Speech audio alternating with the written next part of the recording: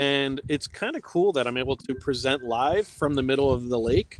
It's kind of nice. We're up to 14 participants, and I'm going to get started presenting now. So, first of all, let me get my PowerPoint screen set up. Okay. You guys should be able to see my boat now. Can I just get a confirmation that you can see my PowerPoint presentation? Can somebody just type in that you can see it? We can see it. Fantastic. I'm going to go into this now. And now just leave your microphones off, but I'm going to take you on a tour of the boat. The first thing you're going to notice is this is the outside of the boat. I built this myself with my dad and my brother-in-law. I actually designed this in a CAD program, a computer-aided design program, after seeing something similar. And the reason I built it is because from my house, I have a beautiful view of the sunrise, but I wanted to see the sunset. So I actually built this boat so that no matter where I go in my lake, I can have the best views. So it's kind of cool. It's an example of solving a real world problem using STEAM because I needed to know the science, I needed to know the technology and engineering, and I needed to know the math behind it. So a lot of work went into this because it's not just understanding the solar powered system, it's also understanding flotation. How do you build something? How do you design it? It's all pretty cool stuff. Let me just make sure that people are able to get in. Okay. I guess so. Okay.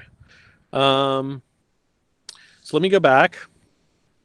How solar vehicles work. When you have a solar vehicle, they always have 4 parts. These are the most minimum parts. One is solar panels, and the solar panels take the sunlight and turn it into electrons that get stored in a battery ultimately. But between the solar panels and the battery, there always has to be something called a solar charge controller, because what happens is at nighttime, the solar panel would drain a battery if you don't turn off the connection. Not only that, if you keep charging a battery, you will eventually hurt the battery and maybe even cause it to explode.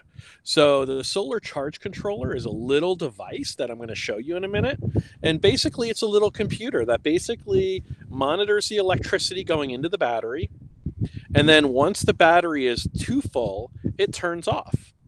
And the battery then, so basically we have the electricity going from the solar panels to the battery, and the solar charge controller prevents electricity from going out of the battery into the solar panels.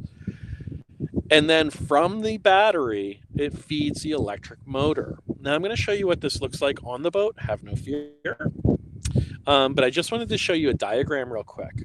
You can see the solar array. Now, a solar array is basically just another name for solar panels working together. Now, I X'd out this solar tracker because I don't actually have a solar tracker on my boat. A solar tracker is a motor that causes the solar array to follow the sun. It doesn't make sense on a boat, but it does make sense at like a solar farm or somewhere that actually harvests a lot more electricity. And what happens is the electricity goes through the solar array, and what happens is basically you have certain chemicals and certain elements in a solar panel in layers, and it captures electrons and feeds it through the wiring down to the charge controller, then the batteries. Then from the batteries, it goes to a motor controller and a motor. And we're going to see all of these pieces. And finally, there's a wheel on, in my case, it's a prop that's underneath the water. So let's take a look at what this really looks like. First of all, there's my solar panels up top. You can see them. I have 2 of them. I bought them, but I actually have built my own solar panels previously.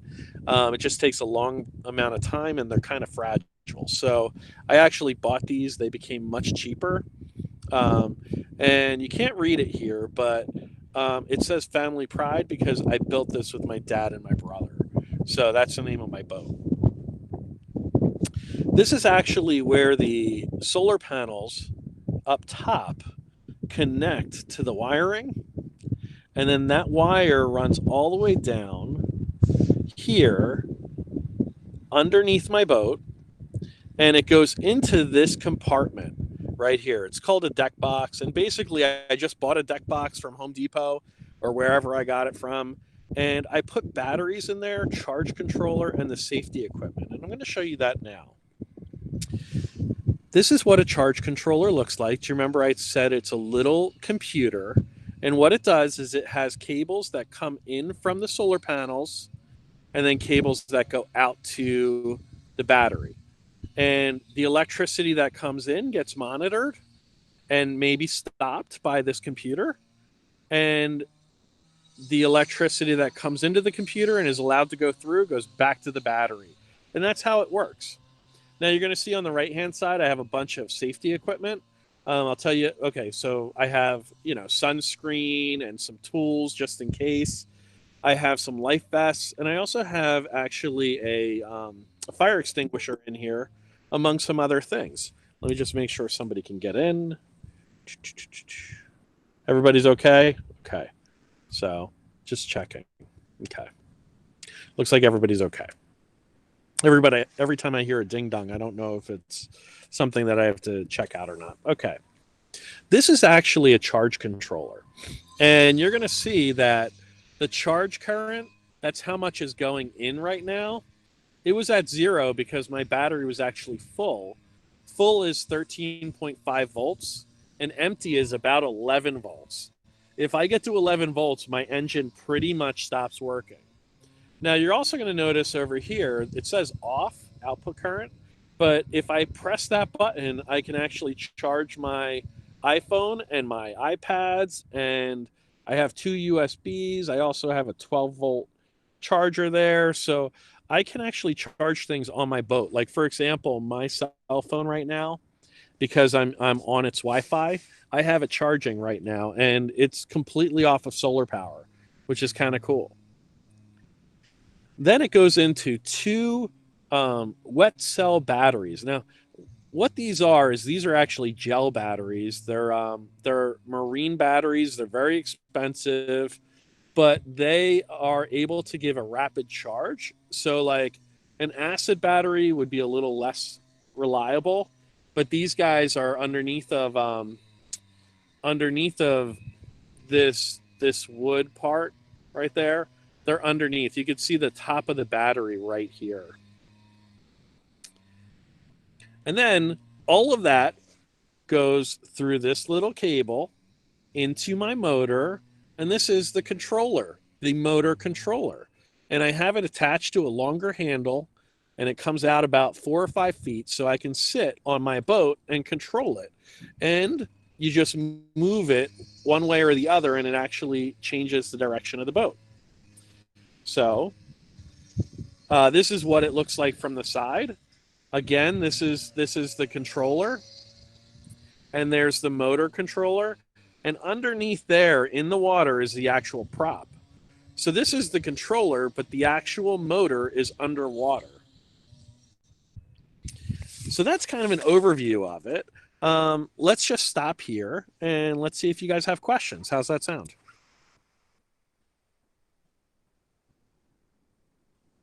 Let's see if I can get this thing working. Okay. Oh, stop presenting. Okay. So what questions do you guys have?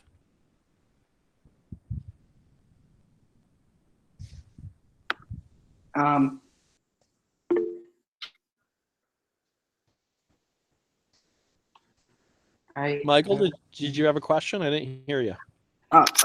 Yeah.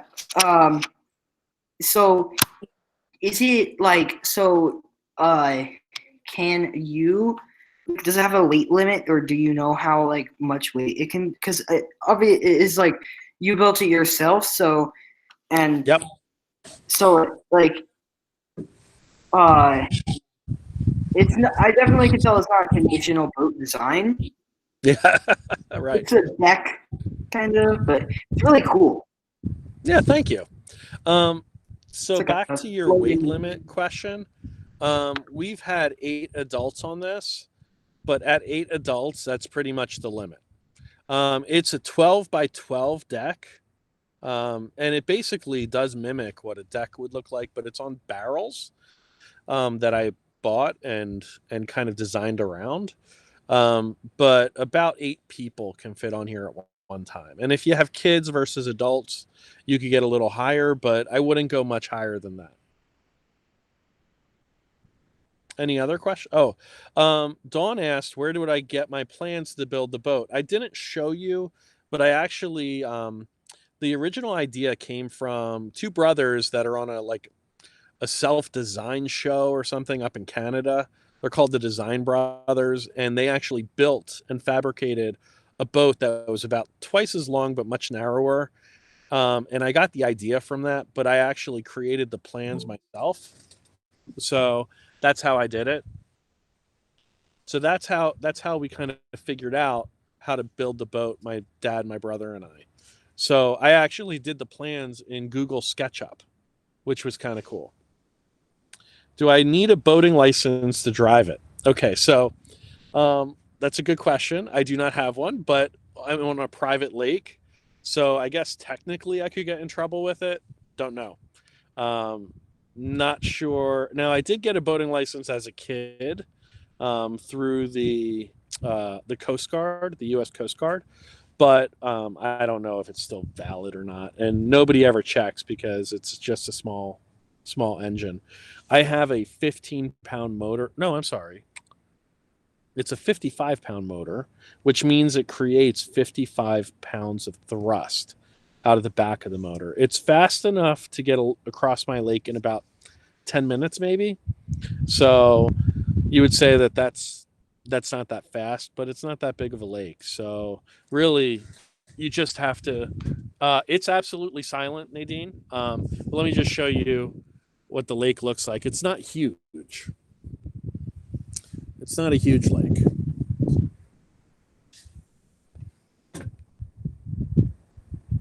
But it's a good size. It's a good size. Maybe I'll give you guys a ride in a few minutes and you can see how fast it goes. How expensive was it to build? It cost me probably maybe $6,000 with everything. That's like everything. But a lot of it was the time to design it and build it and make it. Pretty cool event. Like, it's kind of nice to build something and design it yourself. So that's about the cost, probably around 6,000. I think the wood was expensive. The solar panels, the kit was about 500 for just the solar panels, and then the engine is maybe 200 or 300. I have a backup engine that I keep in my house because every once in a while, fishing line will get caught in the prop, and it takes a while to clean it all out and to get it prepped. So I actually have to do maintenance once or twice a year. Thank you, Miss Kushner. Mira, that's awesome. That the boat and lake are beautiful. It absolutely is. It makes doing this much easier, quite frankly. So, yeah, let's see. Did I miss any other questions? I think that's it. So basically, all electric vehicles work the same way. They work with a battery. They work with a charge source. In this case, it's solar panels. And then they work with a motor, an electric motor. I'm going to go back to the presentation if it's okay. And I will show you guys a little bit about how electric cars work. And then we can answer more questions, and maybe I'll give you a boat ride. How's that sound? Good? Everybody's good with that? Okay. Okay, so I'm going to go back to presenting.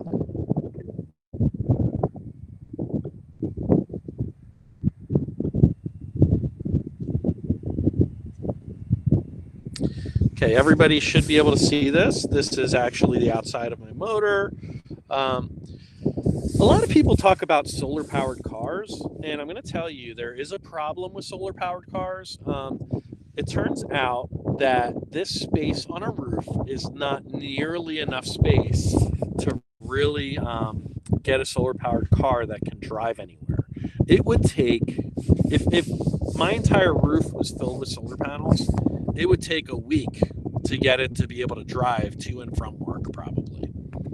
It would take that amount of time.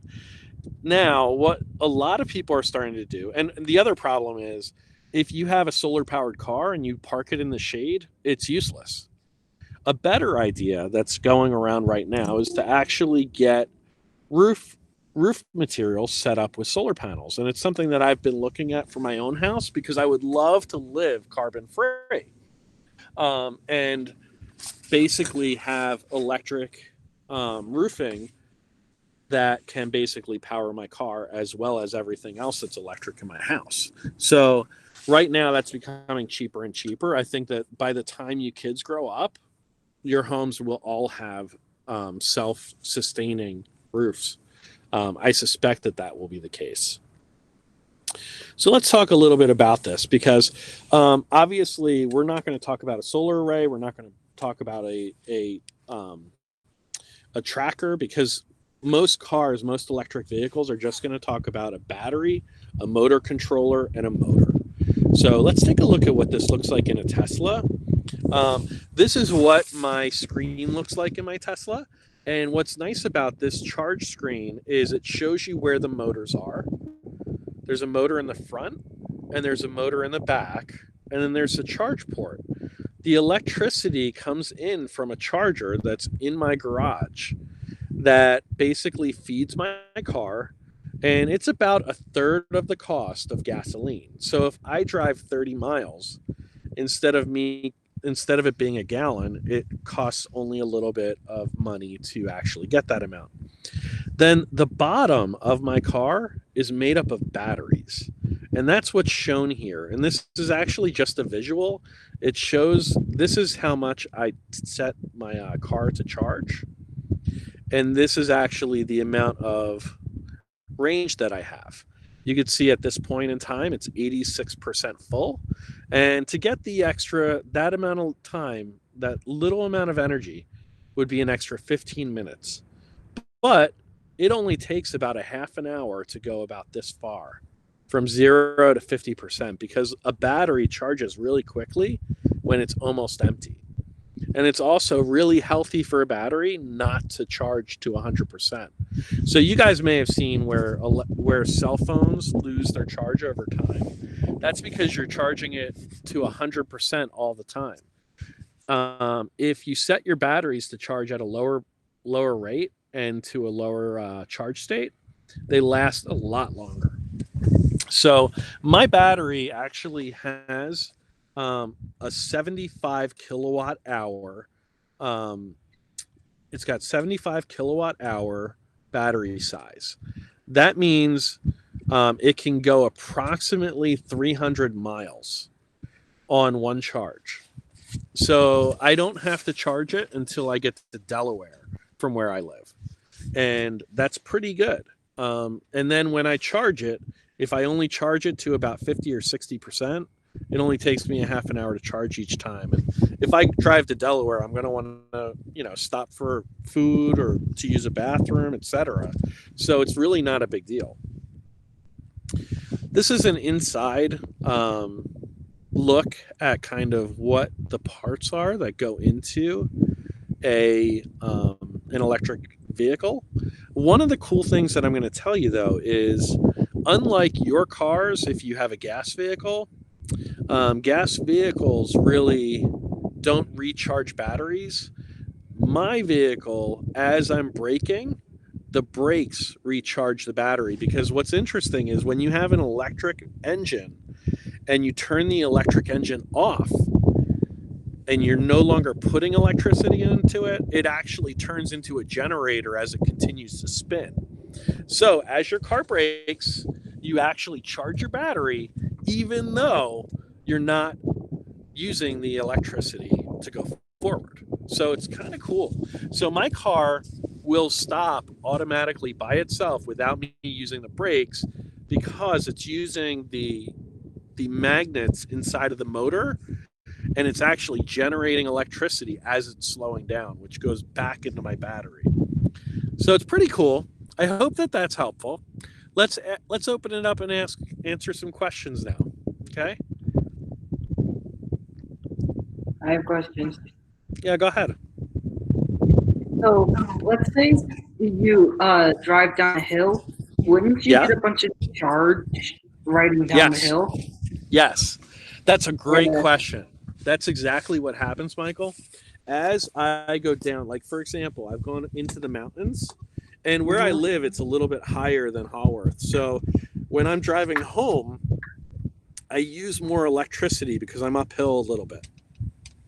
When I'm driving to Haworth, I'm actually using less electricity because I'm coming down in elevation. So people who live in California in particular and drive down into Arizona or some other spaces where the elevation is lower, there's a big difference when you go up or down mountains. So, for example, if I'm going to go into the Rockies and I'm going to go up 4,000 feet in elevation, my car is going to use more electricity. But as I'm coming down the other side of the mountain, it's going to get further. So it all balances out, but you have to be careful that you have enough electricity because it's not like calling a tow truck for gasoline. You actually have to tow the entire car if you run out of electricity. I've But never had that happen. quick question: Yeah. how many gas stations and like places like that have the Tesla charging places? Um, so the closest one to you guys is actually in Paramus. It's on Route 17. I have one right by my house, but the nice thing about my car is I never have to use it because every night I just plug it in. And when I plug it in, I'm able to charge my car to 100% or 90%, and I have 300 miles of range. So I never have to stop unless I'm going somewhere like on a vacation. Now, Miss Stratton asked, how long does it take to charge my boat? Well, I have never run out of charge on my boat because usually this tiny motor right here, that tiny motor doesn't take a tremendous amount of electricity. But I will typically on a day like today, like usually what I do is I just go into the middle of the lake, drop my anchor. Like my anchor is in right now. So you can see it's actually going down there pretty far. You can also see how clear the water is. It's kind of nice. It's about 30 feet deep here, but I drop my anchor in, and then I don't have to use my engine at all. But usually I go 3 or 4 times around my lake without having to charge my boat. And when that happens, it usually takes a day to charge. So I use less electricity than I generate with the solar panels. So how long did it? Okay, so that's a great question. Boy, Tina, you are asking wonderful questions. Um, it took me, you'll never believe it. So the framing of the boat, okay, I'll start from the beginning. The design took me a long time. Okay, somebody has their microphone on. Is it you, Michael? I'm turning you off. Oh, sorry. It's okay. Okay, thanks, Michael. Um, the framing of the boat actually went pretty quickly, but the actual design, I had to think about it for a long time. I had to process how I'm going to do it. So that took me probably a couple of months. I got the idea in December, spring break. We actually did it. My dad flew up from Florida. He gave me a list of all the materials I needed after he took a look at my plan. So the prep for it was a lot, and I bought everything, and I had to do all of that. But the actual construction of the boat was done in 3 days. So from the first board being cut to the thing being constructed. So 3 days we were done. And then it took me an extra couple days to paint it. It took me an extra day or two to finish the electrical and get everything installed. But it went really quickly. It was over spring break a few years ago. So, what other questions you guys got for me?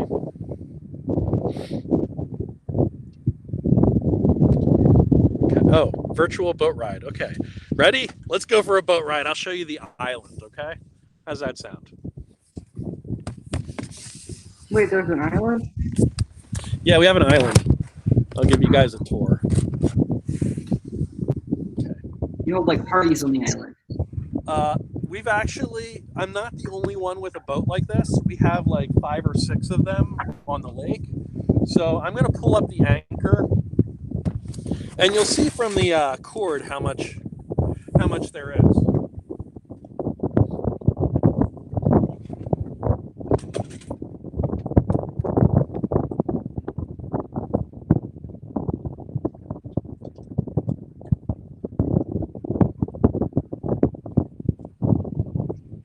It's cold.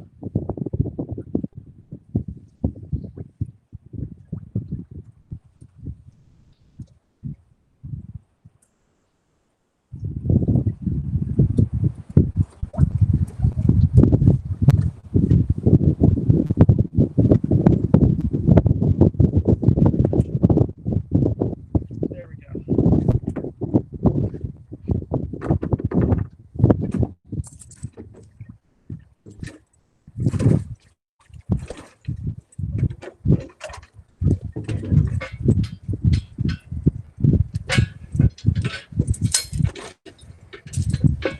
It's got some mud on it.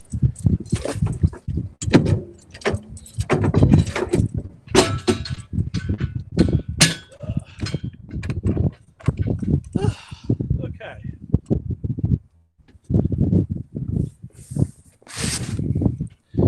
So now we're kind of floating, free floating. I'm going to turn on my motor.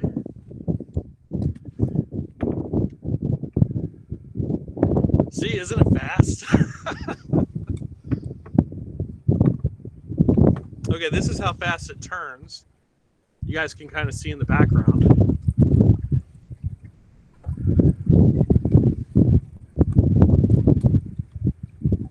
And this is at 100%, by the way.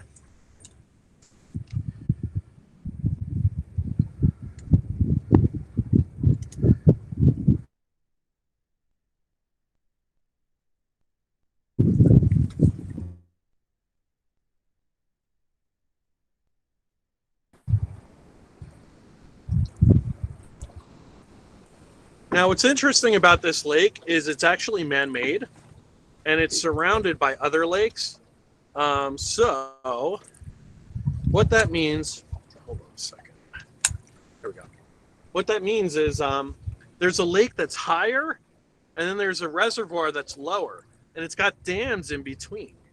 And what happens is as the water comes in from the higher lake, it goes into this one, and then it spills over into the reservoir at the lower lake. So there's no chance that this ever floods, which is kind of nice. We'll have to do a fishing show in a month. The other nice thing about this is that we have no issue with social distancing, right? Because I'm in the middle of a lake.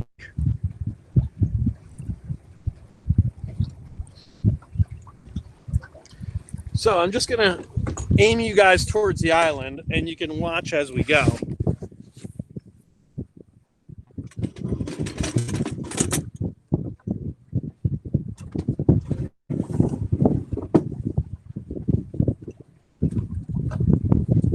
And you could probably hear the water underneath the boat.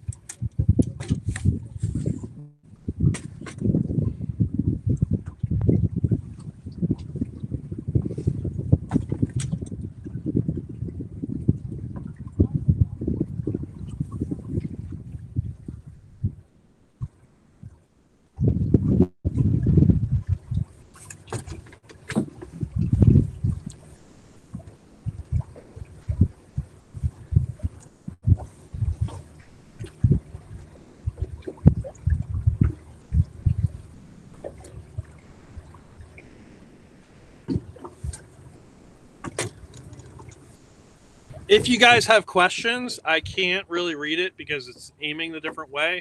So you can turn your microphone off or your microphone on, and I can answer your questions while we go.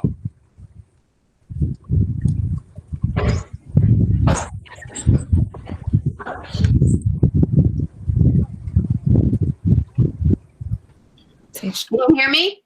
Yeah, go ahead. We wanted to know if you leave your boat in the water all year round, or you have to take it out during the winter months. That's a great question, Alicia. My association has the rule to take it out, but I leave it in because it weighs about 2,000 to 3,000 pounds. Additionally, it's self-contained barrels. So when my lake freezes, which it does freeze, and it'll freeze like to be 18 inches deep of ice. If that happens, all I have to do is leave my boat, and what happens is the ice pushes up on the barrels, and it doesn't really impact the boat at all. So it's a great system. They're 55-gallon plastic drums, and they can take a beating, which is kind of nice. Now this is the island up here that you guys could see. Can you see that? Yeah. No. You'll see it as we go through the channel. I have a question. Sure, go ahead. How many barrels do you have underneath the boat? I have 9 barrels, 9 55-gallon drums. I probably should have gone a little bit larger. Now, can you guys see that boat that's right in front of us in that house? Kind of. You see the barrels in the water up there or no? The camera needs to focus. Here, I'll get closer to it.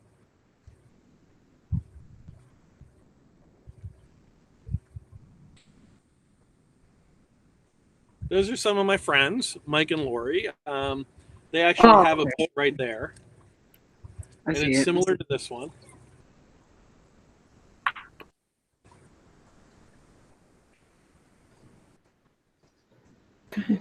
Dr. Hughes, Yeah. if Tesla were to make a boat, would you buy it? No, my lake is too tiny for that. Ah. You can see that that's a boat right there. You guys could see it? No? I can. Straight ahead? Yeah. So now I'm going to turn to the island and you'll see it. Dr. Hughes, Yeah? how heavy is the anchor? The anchor is about 50 pounds. So it's pretty heavy. And that's because my boat weighs a lot and I like to be able to anchor it down.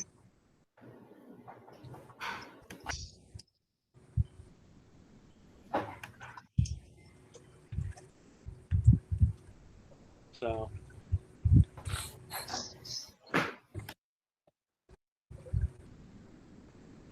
hi Bernie, hi Angela.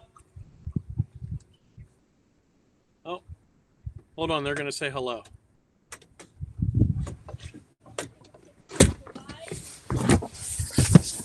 I'm bringing my kids on a tour of our lake.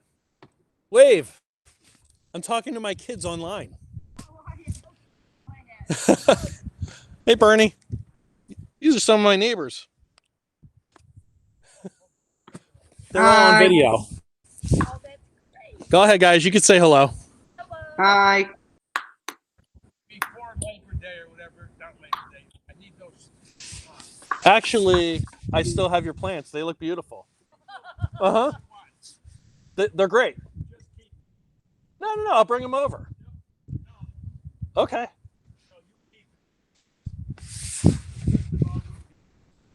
No.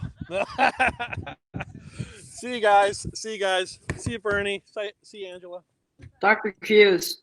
Yeah, what's up, man? So you said that a lot of the people have boats like this. Can you all connect your boats?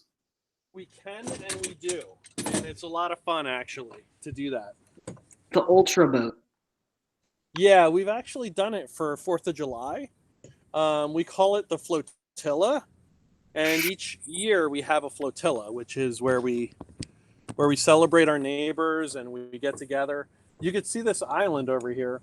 It's got a lot of dead wood on it. And it's not really great for people because of all the dead trees. But geese love it. And there's a lot of turtles that come out around here all the time. And do you remember when I talked to you guys about the higher lake versus the lower lake? Yeah.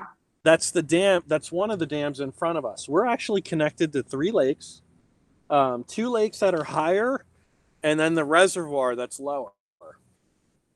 So that's kind of how it goes. And you can see we're just kind of cruising along around the island here. Oh, whoops. Can you guys see okay?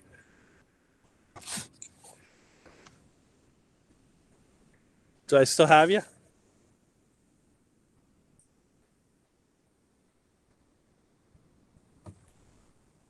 Yeah. Okay. You guys could see live video. I'm not seeing live video. It's a bit pixelated, but Yes, Yeah. we'll see it. There you go. We could see it. You can see it? Okay. So here's some mallards that are actually coming out here.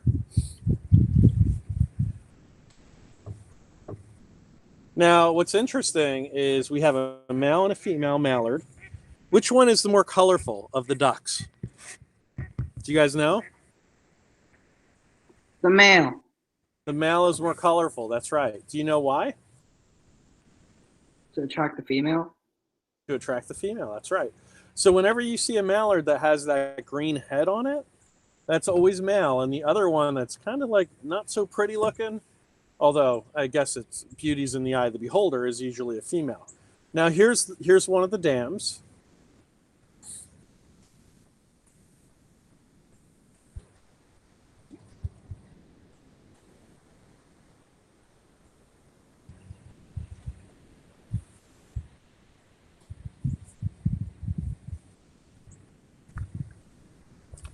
And I don't know if you guys are going to get sun blinded, but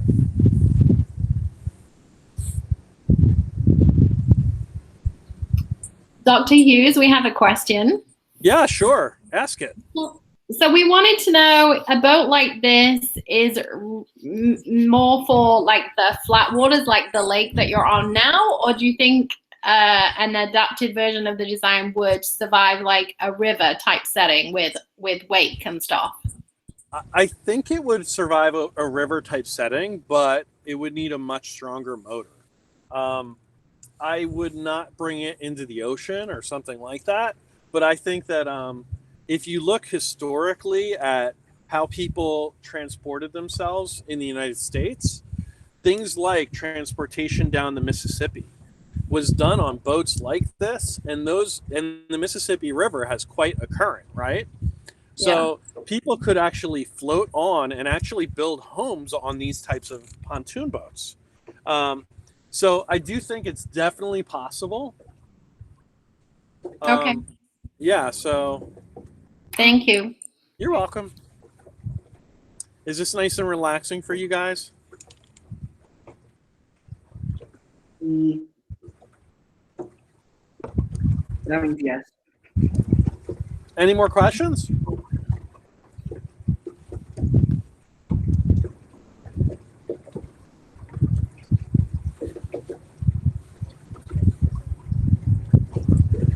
Okay.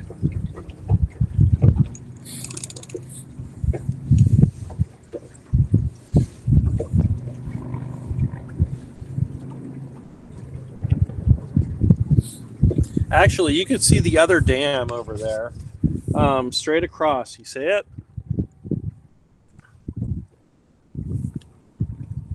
There's the other dam over there, right there.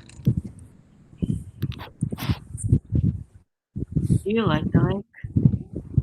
What's that? Any more questions? Do you like the lake that you're on? Do I like it? Yeah. Yeah, absolutely. I think it's beautiful. One of the reasons I moved here is because of the natural beauty. You know, I used to live in Ridgewood, which isn't that far from you guys, which was nice. I was in walking distance to downtown, but this is so much more beautiful.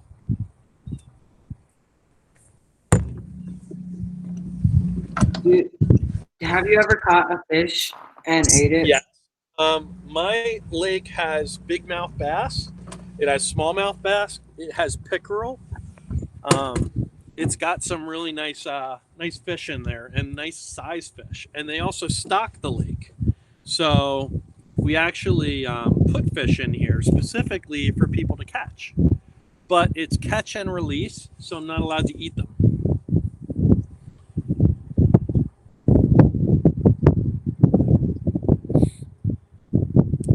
So you guys went around the island. Pretty nifty.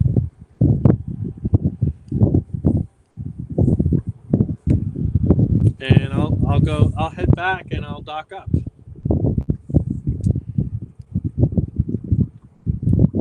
So you can see there's probably about 45 houses on this lake.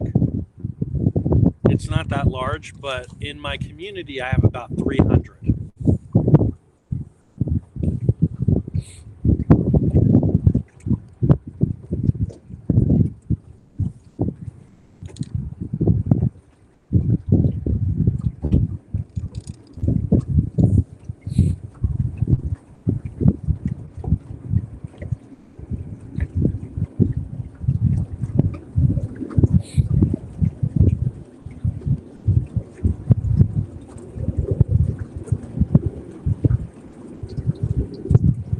How's the connection going? Okay. Fine. It's a very good connection and very peaceful. Very It's a peaceful. good connection. Good. Fantastic. Yeah, it's good connection. Surprised it even works in the lake. Yeah, it's pretty good. It's using my my cell phone's connection. AT&T, man, here it works.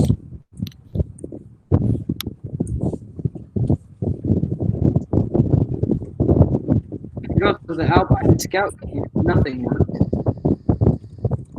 Oh yeah, the scout camp. Which I guess is good when you're doing scouts, because you're not supposed to have your phone anyway.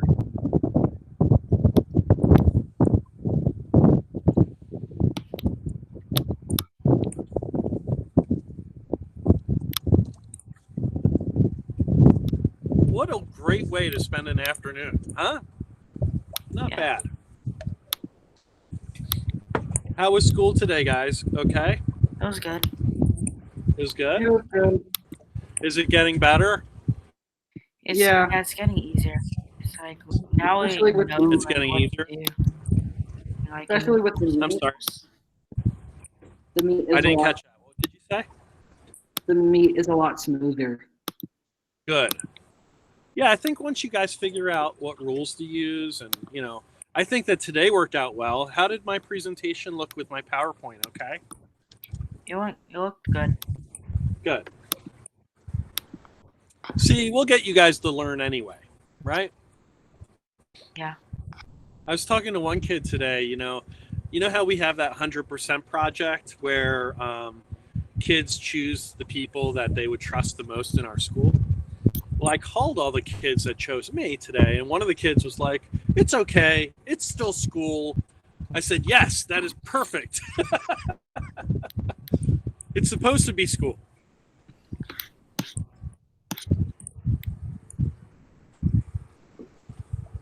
That was like the best compliment I could have gotten.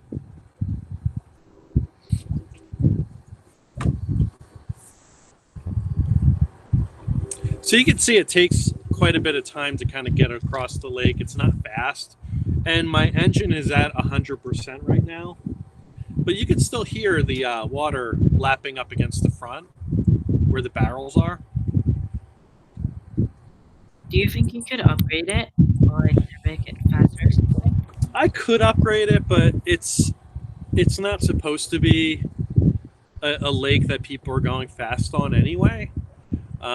It's actually very peaceful, and the fact that it's an electric motor. What do you guys think? One of the biggest advantages of an electric motor is? Quiet. Have you?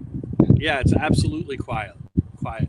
My car and my boat and my scooter—they're all silent. Like you can't even hear me in a parking lot coming up because an electric motor is so quiet. And on a boat like this, do you guys hear it at all? No. Well, actually, you might hear the power tools. Somebody's doing construction or maintenance, but you're right next to my motor and you can't even hear it.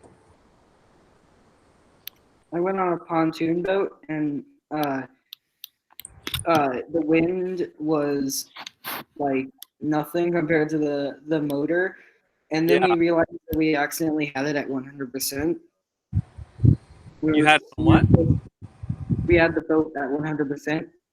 We rented a pontoon boat, and we were supposed to keep it at like 90 to 80, so it wouldn't get too loud. Yeah. And, and we when we got it, we didn't realize that it was on 100%. I'm just going to clean up because I'm going to be docking soon.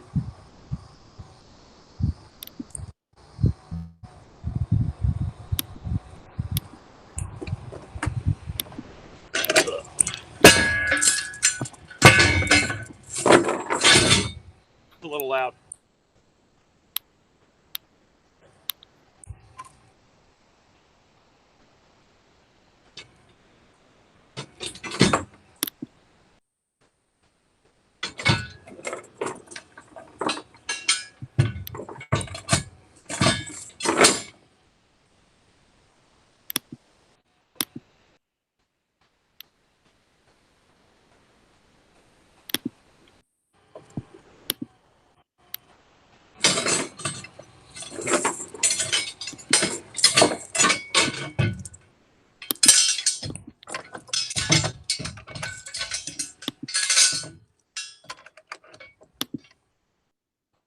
Sorry, that wasn't exactly peaceful.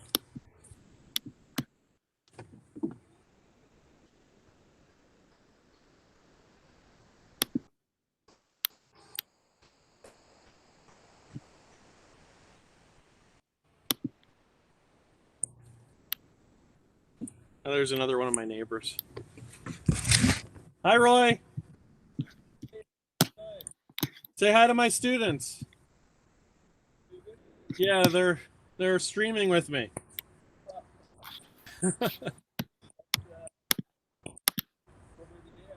I took them on a boat ride. Have a good one, my friend. I don't know. Did you guys enjoy it? Yes. They said yeah. Definitely. Thank you. They said. Yeah. Yeah.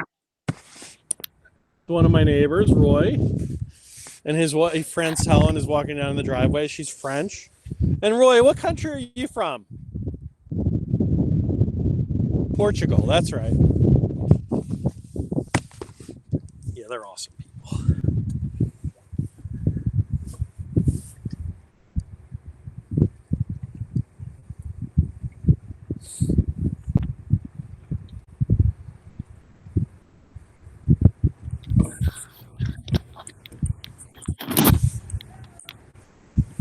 Hi, Franz Helen.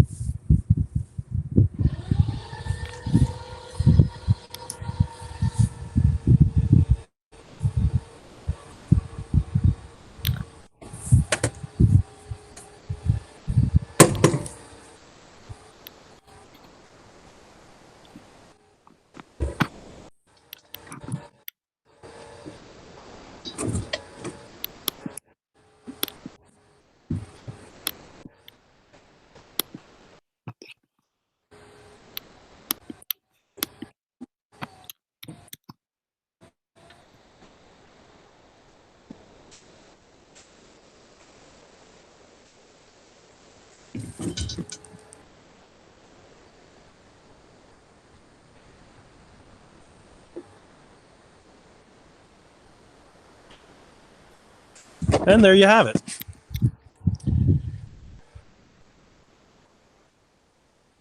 So, did you guys have a good time? Yeah. Good. Do you guys have any more questions for me? Will you do this again? Probably. Do you think I should? Yeah. Okay. Sounds good. Everybody likes that idea? It's nice and calming, isn't it? Yeah. I'd be happy to give you guys another ride at any time, okay? Okay. Cool. Have a good day, everybody. Bye. Bye, everyone. Bye. Have a Thank good you, day. Dr. Hughes. Oh, you're welcome. Take care, everybody.